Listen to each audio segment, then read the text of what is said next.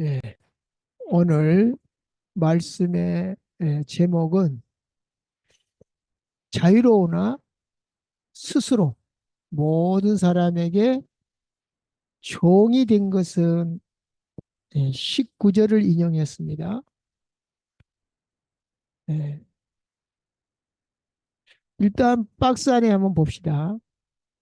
우리가 바울의 1차 전도 여행이 아시아였는데 그 중에 갈라디아 교회에는 뭐라고 얘기했냐? 바울이 전한 복음 외에 다른 복음을 전하면 천사라 할지라도 저주를 받을지어다. 왜?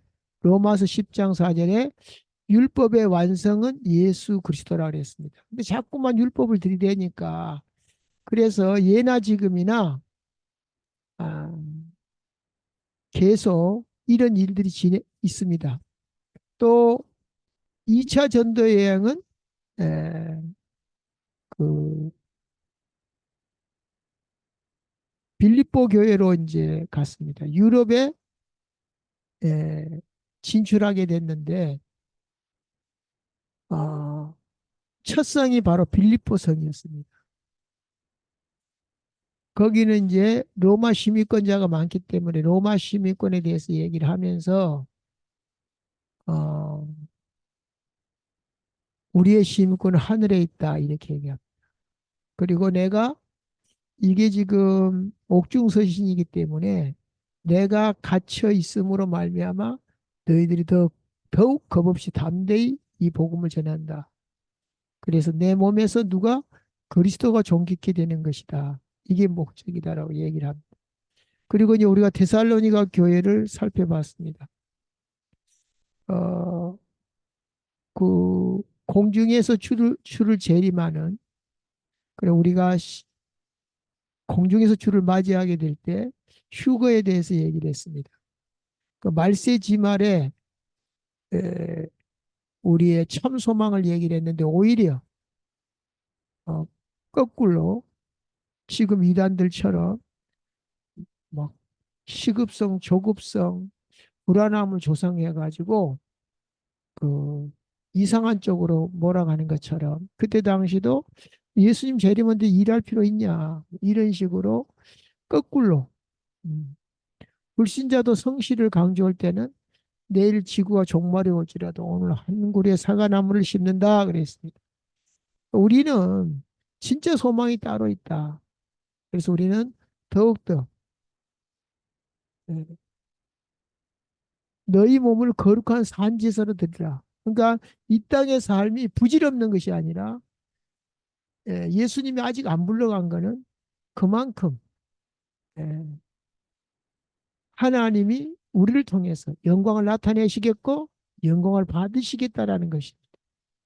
근데 이제 그런 것들을 예, 자꾸 이해를 못하고 오해함으로써 오는 문제들이 오늘날도 여전히 있습니다. 그래서 그 다음에 이제 18장이죠. 17장 다음에 고린도 교회로 왔습니다. 다음 이제 3차 전도 여행이 시작될 때는 또 이제 여기도 아시아에 있는 교회거든요. 에베소 교회가 3차 여행 때 본격적으로 했기 때문에 예, 그 다음에 할 겁니다. 그 아시아 교회 대표적인 교회이기 때문에 이게 특정 에베소 교회를 지칭해서 한 게 아니라 그 주변에 있는 교회들을 망라해서 그 보면은 서신서를 보면 그렇게 나옵니다. 특정한 교회, 특정한 인물에 대한 말이 없어요. 회랑이라고 해놨는데 돌려가면서 있는 걸 보고 회랑이라고 합니다. 자, 오늘 서론에 보니까 지난주에 우리가 했던 것이 뭐죠? 지난주에 누구든지 세상을 사람을 자랑하지 말라. 왜? 만물이 다 너희 것인데 자랑할 게 어디 있노? 음. 자랑한다는 말은 부러워한다는 얘기고 부러워한다는 것은 못 가졌기 때문이거든요. 다 가졌는데 뭐가 부러울 게 있냐 이거죠. 자, 1번에 보니까 고린도 교회 지금 우리가 오늘 9장을 하게 되었죠. 여기 보면 8장, 9장 그다음에 10장 이렇게 빨간 글로 되어 있죠. 오늘은 이걸 할 겁니다. 그러기 전에 이제 살펴봐야 될 것이 아, 십자가의 도가 멸망당할 자들은 미련한 것이요 구원을 얻은 우리에게는 하나님의 능력이라 그랬거든요. 고린도전서 1장 18절. 그러니까는 어, 고린도전서 2장 1, 2절에 보면 내가 사람의 아름다운 말로 하지 아니하고 그리스도 십자가에 못 박힌 그리스도 이외에는 아무것도 말하지 않기로 작정했다 그랬습니다. 여기는 이제 두 가지가 있습니다. 하나는 아덴에서 철학을 좀 얘기해 가지고 열매가 없었어요. 전혀 없는 건 아니지만 별로였어요. 그래서 사람의 아름다운 말로 하지 않겠다. 그 다음에 고린도전서 1장 18절 방금 말한 대로 에, 십자가의 도가 멸망당할 자들에게 미련하게 들리고 또 구원받은 자들에게는 하나님의 능력이기 때문에 이제 예수만 전하겠다 이렇게 작정을 했다 그랬어. 그러면 24절에 또 반복합니다. 오직 부르심을 받는 자들에게는 유대인이나 헬라이나 또 그리스도는 하나님의 능력이래. 근데 여기서는 이제 또 배경이 다릅니다. 유대인이나 헬라인이나 이렇게 나왔죠. 유대인은 뭘 구한다 그랬죠? 표적을 구한다 그랬어요. 왜? 여호와 하나님을 믿으니까. 헬라인은 뭐죠? 철학이 발달한 나라. 예, 지혜를 구합니다. 지혜. 그래서 바울을 붙잡고 막 새로운 지식인 줄 알고 붙잡고 공회에 세우고 그랬죠. 자, 그러면 유대인은 표적을 구하고 헬라인은 지혜를 찾으나 우리는 그리스도를 전하니 그리스도는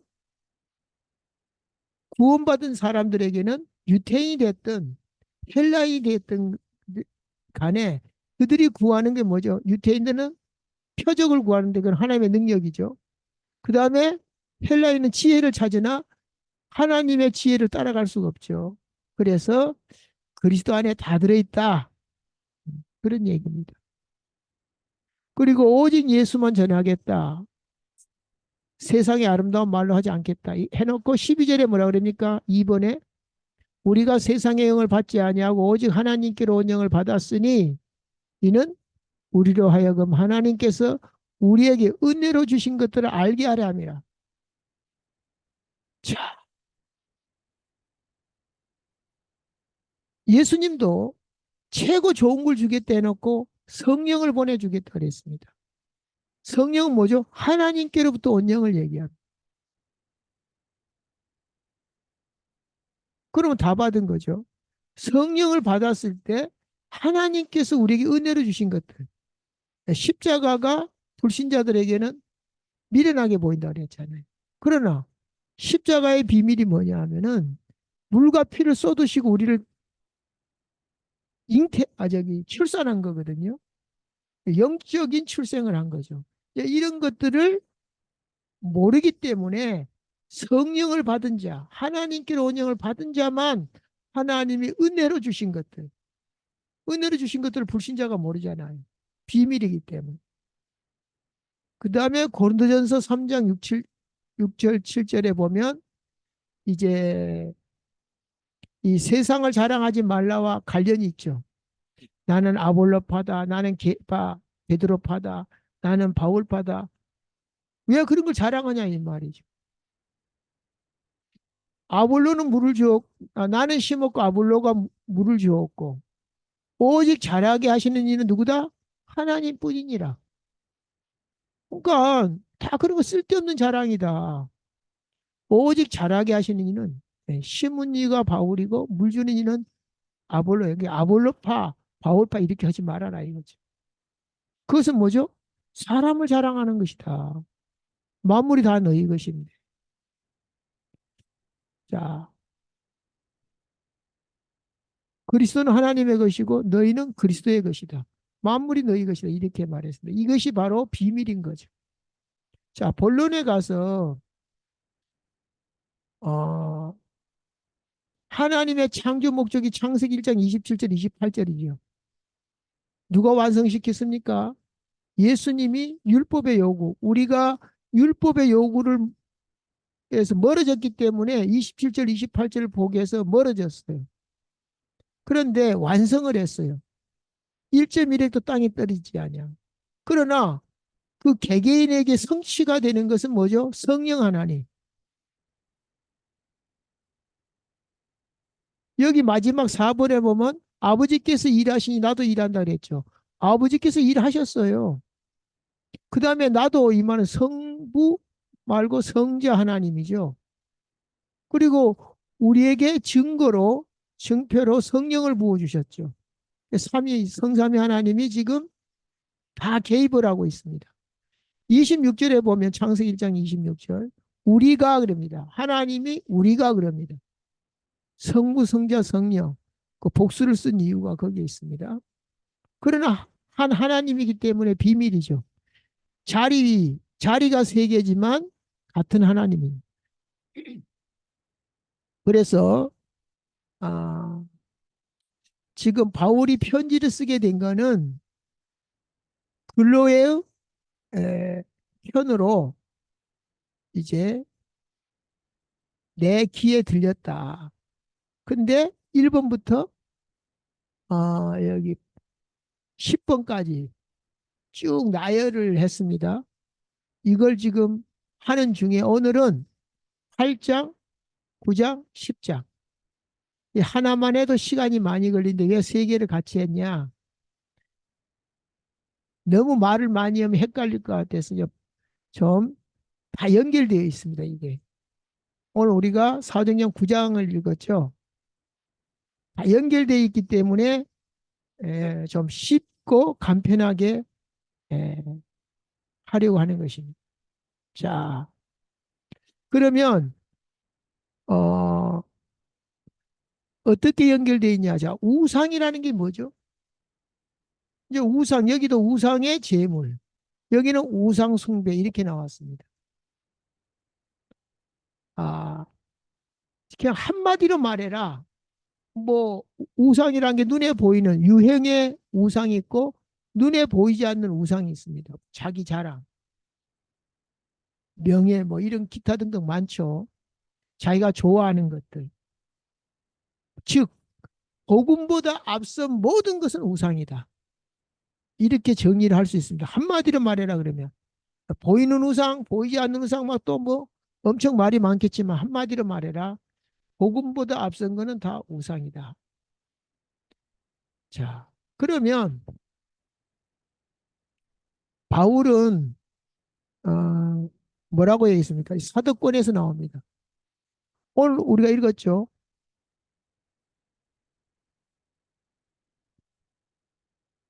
내가 모든 사람에게서 자유로우나 스스로 모든 사람에게 종된 것은 더 많은 사람을 얻고자 합니다. 그러니까 이제 바울이 말합니다. 아, 여기 농부가 곡식을 뜰 때에 소망을 가지고 이제 그 곡식을 먹을 것 뭐든지 뭔가 자기가 뿌렸을 때 얻는 것이 당연하다. 우리는 영적인 걸 뿌렸고 너희들에게 육적인 걸 내가 받는다고 과하겠냐? 그렇지 않다. 그리고 바나바와 나만 결혼할 수 없겠느냐? 우리도 결혼할 수 있다. 근데 그런 것을 다 하지 않는 것은 그 말은 뭐죠? 오늘 제목대로 모든 사람에게 종된 것은 같은 말입니다. 사도권에서 막 권리를 주장한 게 아니고 종되었다.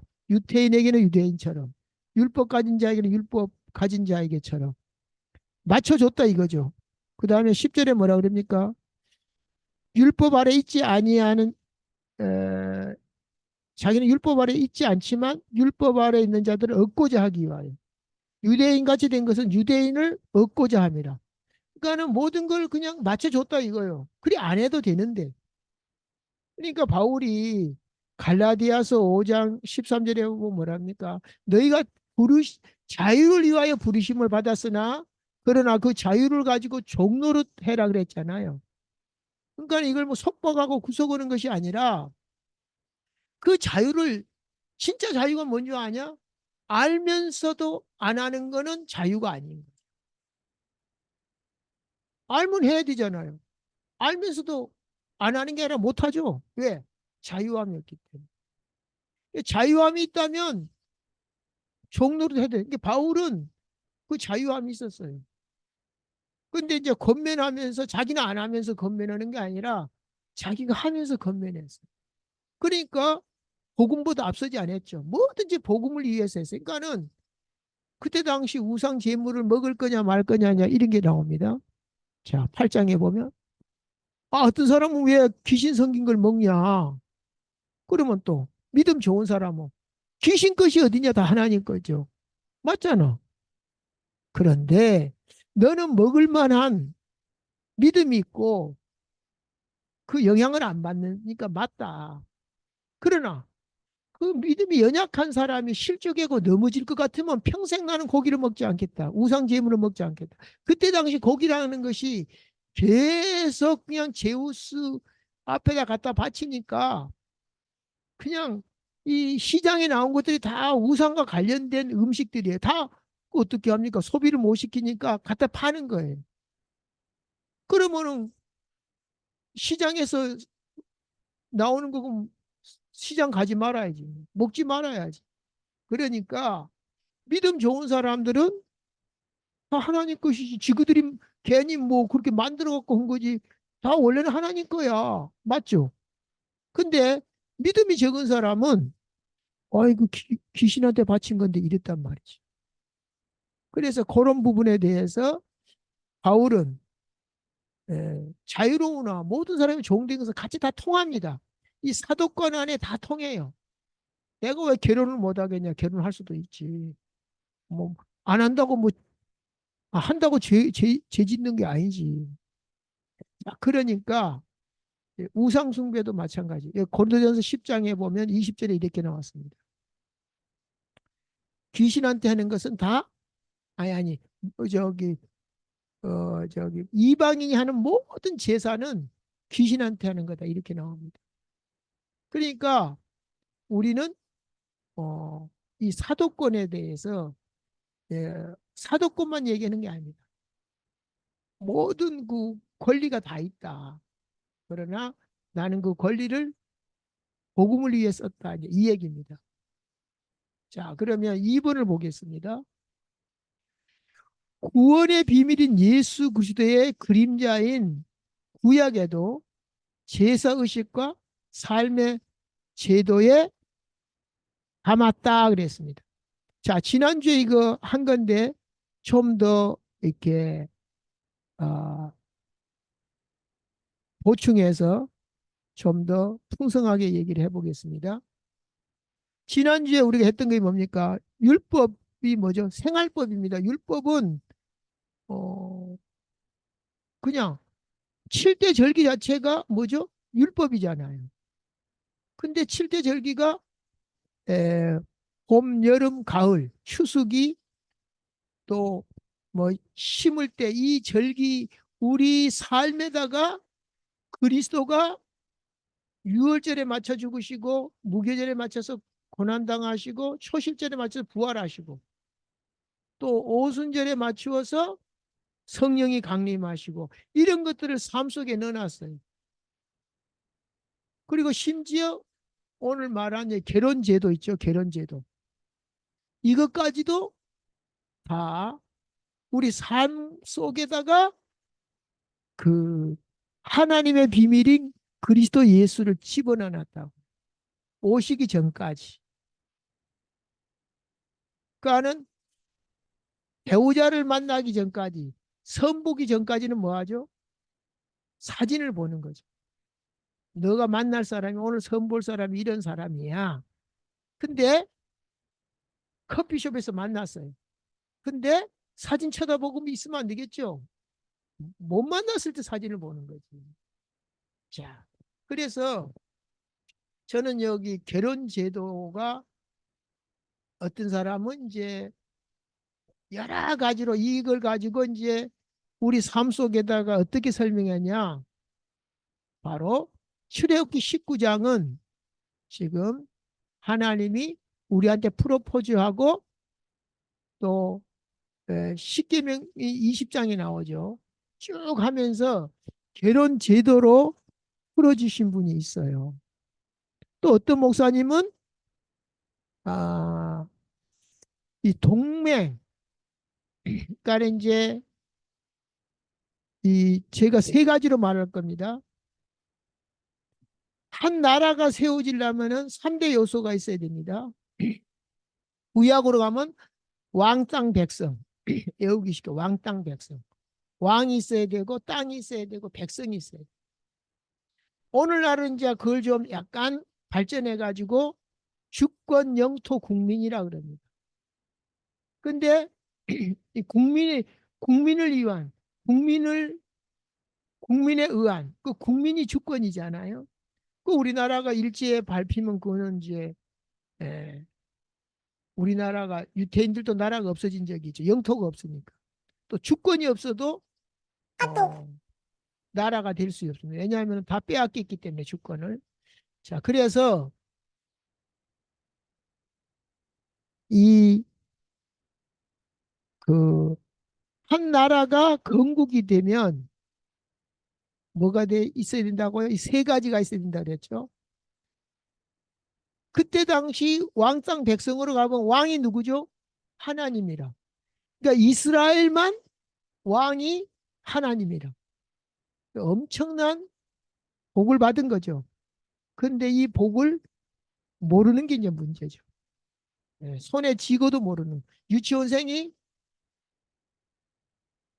1,000원짜리, 10,000원짜리 주면 받는데 수표는 안 받아. 왜? 한 번도 써본 경험이 없거든. 그런 것처럼 이 그런 뜻으로 해가지고 한 나라가 세워지는데 19장, 24장을 가지고 어떻게 설명하냐 하면은 헌법이 선포되었다. 그리고 24장에 그 이제 국민의례, 그러니까는 나라의 그 건국의 이념 이런 것들을 선포하는 날이다. 이런 식으로 설명을 해요. 틀린 말이 아니죠. 그다음 심지어 세 번째는 뭐냐?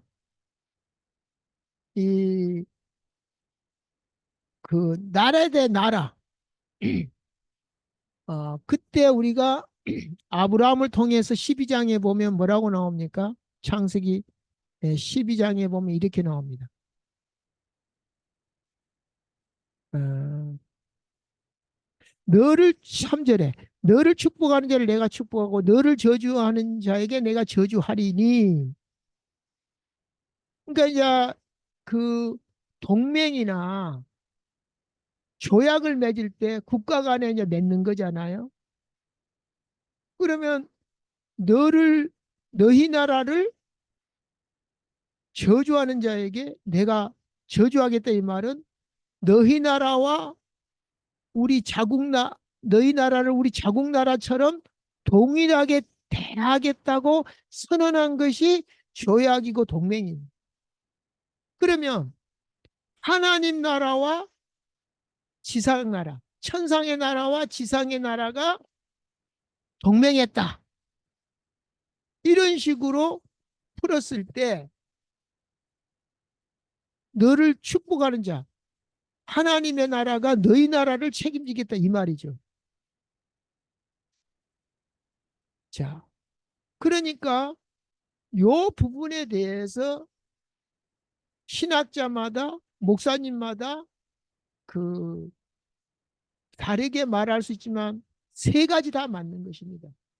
설교자는 설교권이 뭔 줄 아세요? 본문을 갖다가 내가 어떻게 설명을 하든 그 고난을 보고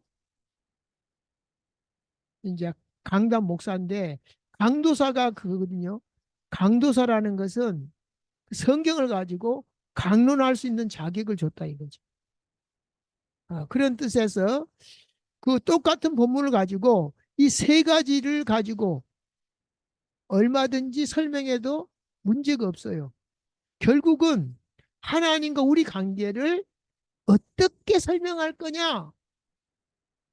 그것을 하나님이 말하고자 한 것도 결국 너희와 나의 관계를 말하는 거기 때문에 동맹으로 나라와 나라 사이를 가지고 하든 하나님의 백성이 이제 국가를 가지게 되었다는 걸로 설명을 하든 아니면 결혼을 가지고 하든 전혀 문제가 없어요.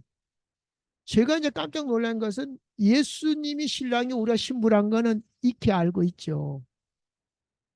그래서 이삭을 비유로 들어가지고 아브라함이 아내를 택하고 그러면 아들은 순종하고 그 아내를 맞이하는데 바로 맞이하는 것이 아니라 정혼하고 그 절차, 유대인의 그 결혼 풍습에 다 넣었어요. 그래가지고 예수님이 뭐라 그래요? 내가 너희를 위하여 처소를 예비하러 가노니. 아니요, 천국이 다 있는데 무슨 또 처소를 예비하러 가? 이때 바로 유대인들의 결혼 그 율법에 따라서 그 메시지를 한 겁니다. 성경대로 오시고 성경대로 죽으시고 성경대로 부활하셨기 때문에 성경대로 말한 것입니다. 그래서 이삭 바로 결혼한 게 아니라 한 그 1년 이쪽 저쪽 사이에 그 처소를 예비하고 신부를 불러드립니다. 그래서 아들은 아버지의 결정에 순종합니다. 그래서 예수님이 아들 역할을 하면서 이 오늘도 우리가 교동문했죠. 하나님의 본체시나 동등됨을 여기지 아니하시고 사람의 낮고 천한 모습으로 와서 순종한 것. 죽기까지 순종했어요. 그래서 우리를 죽기까지 하나님이 자기 아들을 바쳐서까지 우리를 사랑했다. 그러니까 그 사랑에 대한 그 증거고 진위, 진실. 우리가 아직 죄인 되었을 때 그리스도께서 우리의 십자가의 죽으심으로 하나님께서 자기 사랑을 확증했다는 것처럼 확증, 확실하게 증거를 가지고 말로만 믿으라가 아니라는 거죠. 근데 제가 왜 이 말하냐면 더욱 놀란 것은 참 우리가 성경을 대충 읽으면 안 되는 게 구약에 하나님이 또 네 남편이라고 이랬거든. 아이고. 우리는 보통 그냥 고정관념이 뭐 예수님이 우리의 신랑이다. 근데 이제 신랑이 처소를 예배로 갖고 다시 재림할 때가 우리가 공중에서 주를 맞이해서 신랑 신부가 이제 결혼식 뭐 연애를 베풀고 막 이런 것들을 얘기를 합니다. 그래서 예수님의 재림은 절정이죠. 그런데 여기서 뭐라 그래? 이 구절이 안 나왔네. 이게 신명기에 나온 건데 구절이 빠졌네. 아, 너는 이는 너를 지으신 이가 내 남편이시라. 그의 이름은 만군의 여호와시며 내 구속자는 이스라엘의 거룩하시니라. 그는 온 땅의 하나님이라. 일컬음을 받으실 거예요. 자, 온 땅의 하나님이 내 남편이래. 이렇게 되면 어떻게 되죠? 성부성과 성령이 막 헷갈리고 왔다 갔다 하겠죠. 근데 우리가 그럴 그렇다면 그 사람은 아직 성경의 뜻, 하나님의 뜻을 알 수가 없어요. 자, 지금 뭐 예수님이 남편이 됐든 하나님이 남편이 됐든 간에 사실 이게 말이 안 되는 소리잖아요. 더군다나 또 갑자기 하나님이 내 남편이라니까 더더욱 또 말이 안 되는 소리죠. 그래서 비밀입니다. 지금 제가 성부, 성교, 성령 역할을 얘기했는데 또 하나님이 지금 예수님이 남편이라 해도 지금 못 알아들을 판인데 또 하나님이 내 남편이라 그러면 이거 도대체 죽도 밥도 안 되는 소리잖아요. 그래서 비밀인 거예요. 그래서 에, 오늘 결론에 이 비밀이 크도다. 나는 그리스도의 교회에 대하여 말하는 그리스도와 교회에 대해 그리스도는 신랑이고 신부는 교회입니다. 그걸 말하겠다 그럽니다. 자, 그러면 이제 뭐 하나님의 아버지가 저기 남편이 됐든 예수님이 남편이 됐든 간에 결론은 뭐죠? 동격이라는 겁니다. 신랑과 신부는 동격이에요. 내가 개를 사랑할 수 없잖아요. 내가 소를 사랑할 수 없잖아요. 돼지를 사랑할 수 없잖아요. 그러니까 동급은 아니에요. 창조주와 피조물이 어떻게 동급이 됩니까? 근데 동격으로 만들었어요. 하나님의 영을 줘가지고, 예수의 영을 줘가지고, 아들의 영을 줘가지고, 이게 비밀이라는 거예요. 자, 다시 말합니다. 뭐 남편으로 막 때로는 목자와 양으로 때로는 아버지와 아들로 다양하게 묘사를 했잖아요. 그 이유가 뭐냐 이 말이에요. 아버지 뭐 아들이고 딱 이걸로 끝내야 되는데 막 목자와 양으로 또 부부로 이게 뭐죠? 물론 동격도 있지만 그 하나님이 우리에게 다양하게 여러 모양, 여러 부분으로 말씀하신 하나님이 마지막에 아들로 말씀하셨으니 히브리서 1장에 나오죠. 노아의 방주로도 말하고 노뱀에 장대에 달린 노뱀, 구리뱀, 십자가의 예수님을 여러 가지로 말씀하신 하나님 마지막에 아들로 여러 가지로 말할 땐 헷갈리라고 말한 거예요. 아 이해를 못하니까 막 어? 방주로도 설명하고 장대에 달린 구리뱀 우리가 사람들한테 설명할 때 그러잖아요. 보여주면 되는데 못 보여주니까 자꾸만 설명하는 거예요. 아직 예수님 안 왔기 때문에 자꾸 설명하는 거예요. 근데 마지막에 아들로 말씀하셨으니 예수 그리스도로 말씀하셨으니 이렇게 나온 겁니다.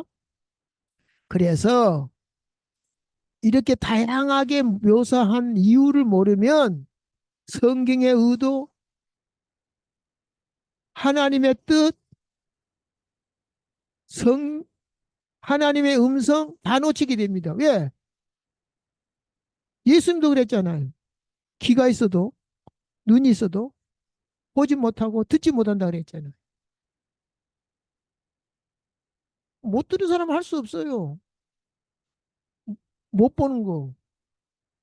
그래서 은혜고 비밀이고 구원받아야 되고 그런 것입니다. 자, 그래서 이제 마지막에 종지부를 찍었습니다. 4번을 봅시다. 요한복음 5장 17절은 뭐죠? 이 예수님을 비난하니까 예수님 뭐라냐? 이 신성 모독죄로 이렇게 자꾸 예수님을 하나님 취급을 안 하니까 뭐라고 말합니까? 아버지께서 일하시니 지금까지 일하시니 이때까지 일하시니 나도 일한다. 예수님이 오셨어요. 실체가 오셨어요. 그리고 예수님이 가기 전에 뭐라고 말합니까? 처소를 예배하러 가기 전에 하늘에 하늘에게 승천하기 전에 요한복음 20장 21절에 아버지께서 나를 보내신 것이 나도 너희를 보낸다. 그러면서 뭐죠? 성령을 주시면서 23절에 모든 사람들의 죄를 너희가 그대로 두면 그대로 있을 것이고 너희가 사하면 사함을 받을 것이다. 이거 누구만 할 수 있는 거죠? 예수님만 할 수 있는 거잖아요. 그러니까 제가 아까 동급은 아니지만 동격으로 하나님이 만들어 주셨고 요한복음 14장 12절에도 뭐래요? 내가 하는 일을 너희도 할 것이 이보다 더 큰 일도 하리니 예수님과 같이 똑같은 일을 할 것이다. 왜? 성령이 너희들에게 임하면. 그래서 권능을 받고 땅끝까지.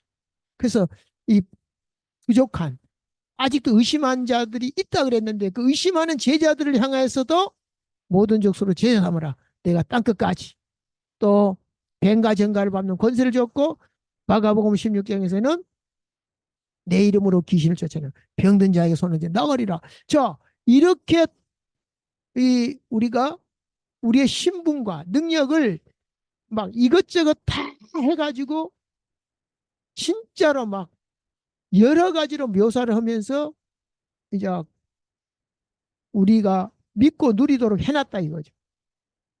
그것이 바로 알아듣는 게 비밀이다 이 말. 알아듣는 사람이 못 알고 비밀이라서 그래요. 아무나 알아듣는 게 아니에요. 아무나 예수 믿는 것이 아닌 것처럼. 자, 그래서 에, 히브리서 2장 11절 나오죠. 결론에. 반복된 겁니다. 이게 사랑의 대상이든지 믿음의 대상, 이게, 이게 신뢰 관계가 동, 동격이어야 된다. 그래서 하나님께서 우리를 위해서 동격을 만들어 놨어요. 성령을 부어주셨어. 이게 바로 에베소서 1장에 창세전에 우리를 이미 계획하시고 천지 만물을 창조하셨고 신령한 복을 주시려고 그 신령한 복이 지금 나오는 거예요. 그 다음에 그 고린도전서 11장 7절은 뭐죠? 7절. 11절까지 11절 12절만 읽어볼게요. 남자 없이 여자만 있지 않고 여자 없이 남자만 있지 아니하니라. 자, 남자 없이는 여자가 없고 여자 없이는 남자가 없다 그랬어요. 이는 여자가 남자에게서 난 것이 같이 남자도 여자로 말미암아 낳느니라. 자, 여자가 남자에게서 나왔잖아요. 근데 우리가 또 여자 어머니 뱃속에서 나왔잖아요. 그러니까 서로 주장하지 말아라. 결론은 뭐죠? 모든 것은 하나님에게서 났느니라. 할렐루야. 하나님께 났다. 이걸 못 알아들으면 자꾸 남자 여자 따진다는 거죠. 근데 그 의미는 있죠. 음. 그러나 결론이 나야 돼요. 그래, 남자가 여자에게서 나왔고 여자가 남자에게서 나왔다면 하나님께로 났느니라. 자, 이번에 결론 이번에 그리스도의 정결한 신부 그랬습니다. 자, 그러면 이스라엘 백성들에게 율법을 줬어요. 또 아까 여러 가지로 말했죠. 한 나라에 갔으면 헌법이 제정되고 이런 차원에서 우리나라 법은 이런 법이다라고 합니다. 하나님의 백성은 하나님 백성에 맞는 법이 있어야 됩니다. 그것이 이제 십계명입니다. 그러면 법이 한두 가지가 있는 게 아니라 뭐 천 가지 만 가지만 요약해 놓은 것이 십계명입니다. 물론 또 뭐 그 외에 다른 법들이 많이 있어요. 근데 그게 뭐죠? 결론은 국가적으로 봤을 때는 하나님 백성답게 사는 것. 다른 나라들이 부러워할 만큼 너희들이 이 법을 준수하면 야, 저 나라는 진짜 부럽다.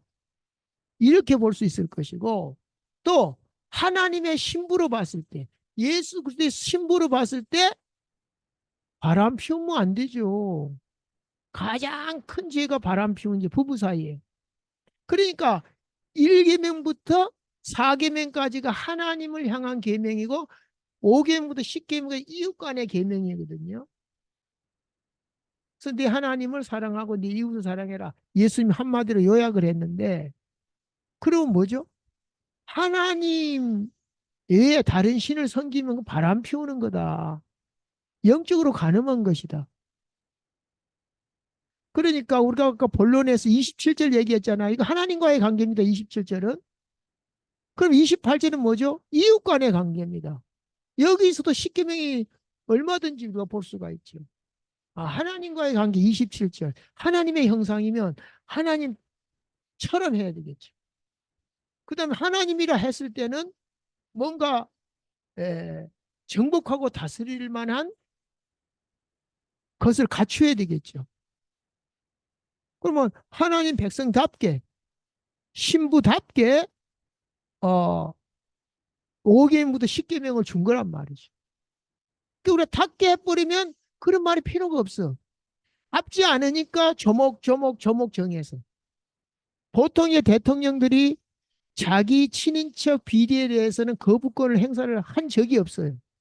근데 윤석열이 대통령이 그렇게 거부를 하니까 이번에 당연한 것을 안 하니까 법으로 그런 말이 어딨냐 이렇게 나오니까 할 수 없이 지금 또 법을 만들었어요. 어떻게 만들었냐? 아직 통과는 안 됐지만 대통령이라고 할지라도 자기 친인척 비리에 대해서는 거부권을 그러니까 지금까지 다 그 관례로 법으로 명시가 안 돼도 다 했거든요. 근데 안 되니까 또 이제 법을 들고 나온 거라. 왜? 명시를 하자. 왜? 안 지키는 왕이 있으니까. 그러니까 법이란 것은 우리 학교에서 배웠죠. 최소한의 도덕을 법으로 규정한 것이다. 아니, 뭐, 10계명만 있겠어요? 얘도 많이 있어요. 그런데 우리가 진짜 하나님의 자녀고 하나님 자녀답게 생각하고 살면 그런 게 필요가 없어요. 근데 지금, 그런 지금 법을 제정하는 것처럼 최소한의 에, 법이 10계명이죠. 자, 그래서 이 정결한 신부의 자세에 대해서 10계명이 나옵니다. 그래서 이제 3번도 똑같은 거요. 사람이 부모를 떠나 그 아내와 합하여 그 둘이 이제 한 육체가 됩니다. 물론 이제 예수님하고 우리가 한 육체니까 부활도 하겠지만은 어때요? 동격이 된 거니까 예수님이라면 과연 어떻게 할 건가 이런 고민을 해야 된다는 거죠. 내가 왜? 한 몸이니까. 내가 내 남편이 대통령이다. 아니면 무슨 장관이다 했을 때, 아이, 내가 그 장관 부인으로서, 에? 이게 뭐 평민만 또 못하는 이런 짓을 해서 되겠냐. 응? 양심의 법이 작동을 해야 되는데 그 작동을 안 하니까 법이 나온 거예요. 그래서 교회가 그리스도께 하듯 아내들도 범사에 남편에게 복종해라. 왜? 교회가 그리스도께 하듯 죽게 하듯이 해라. 남편들은 아내 사랑하기를 그리스도께서 교회를 위해 자기 자신을 십자가에서 내준 같이 해라. 네. 이렇게 해서 이 교회와 그 그리스도와의 그 관계, 이 비밀이 모르면 이제 개 돼지처럼 사는 거죠. 합계를 못 사는 겁니다. 그러니까 율법이 이전에 이제 하나 기억해야 될 것은 그러면 이스라엘 백성 율법 다 지켰냐? 그럼 구원 못 받았지 않냐? 아니요. 유월절 어린 양의 피로 십자가의 피로 우리를 출산했기 때문에 자녀는 맞아요. 그러니까 자녀답게 살라고 지금 다른 사람들한테 하나님의 영광을 가리지 않도록 저 네 집 자식이냐 이런 말 듣지 않도록 자기 백성에게 율법을 줬지 아닌 백성에게는 안 줬어요. 네. 그러면 우리가 이 크고 놀라운 비밀, 이 그 크신 비밀을 가지고 우리는 세상 일에 뭐라 막 부러워하거나 자랑하거나 이런 거 하지 말라는 거죠. 왜? 지금까지 말 들어보면 그 말이 맞잖아요. 근데 부러운다는 것은 뭐죠? 못 알아듣는다는 얘기고 못 누린다는 얘기죠. 좋으신 하나님 아버지 감사합니다. 하나님 나라는 말했지 아니하고 능력이 있다고 했습니다. 오늘 또 하나님 나라가 사실적으로 누려지고 증거될 수 있도록 말에 있지 아니하고 능력에 있음을 증인으로 설 수 있도록 오래게 증거를 주시고 모든 일과 생각에도 주님이 임재해 주셔서 하나님의 나라로 생각하고 행할 수 있도록 오직 성령으로 살고 성령으로 행하라고